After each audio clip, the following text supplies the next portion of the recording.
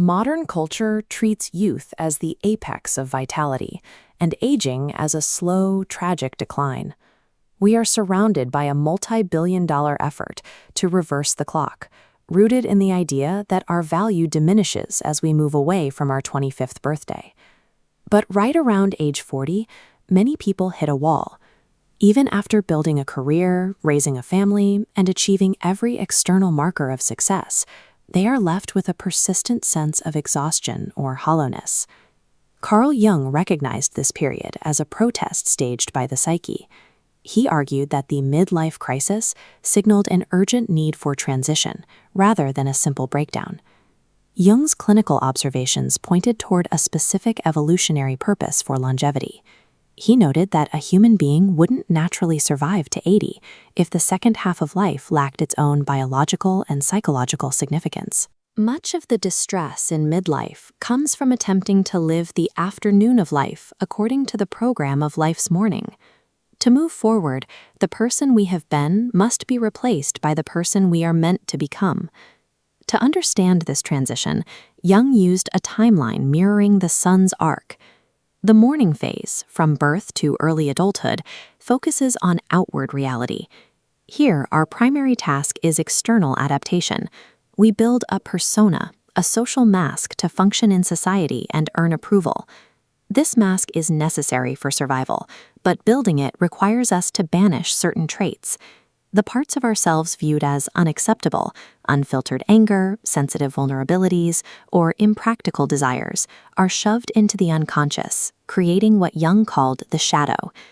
Maintaining this persona over decades requires constant, invisible effort.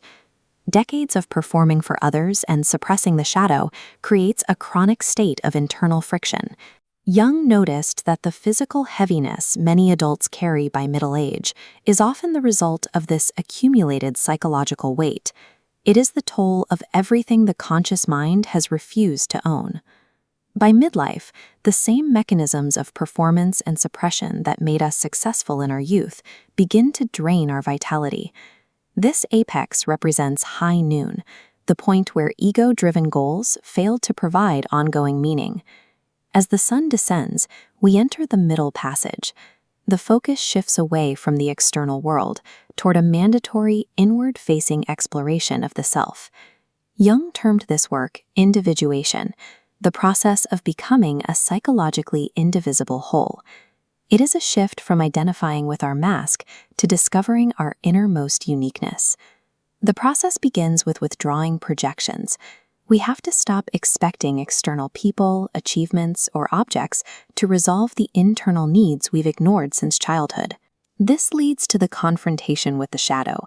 It requires us to acknowledge and integrate those exiled parts of our identity back into our conscious life, even when that self-knowledge is uncomfortable. Jung believed true maturity requires us to let go of the false wrappings of the persona in favor of the messy, authentic reality of wholeness. Suppressing our authentic nature consumes a massive amount of internal energy. When we stop performing and allow an emotional cycle to finally complete itself, that energy is returned to the system for actual living. This internal shift often manifests in ways others notice immediately. The chronic tension of holding back emotions dissipates, resulting in a quality of presence, a lightness in the face and posture that often makes people look and act with a vitality that belies their chronological age. Genuine vitality in the afternoon of life isn't found in resisting time, but in ending the exhausting internal war of inauthenticity. Successfully navigating the second half of life requires moving away from the ego world axis of our youth. We transition toward a self-cosmos orientation, where we understand our lives as part of a much larger, interconnected grand design. This can lead to a state called gero-transcendence. It is the arrival of the wise elder, someone who is less self-occupied, less interested in material things, and deeply connected to past and future generations. Those who refuse this transition risk becoming eternal adolescents. They are the old people who prefer to act as if they were still young, losing their dignity in a desperate attempt to cling to the fading morning of life. Jung famously remarked that the privilege of a lifetime is the opportunity to finally become who you truly are.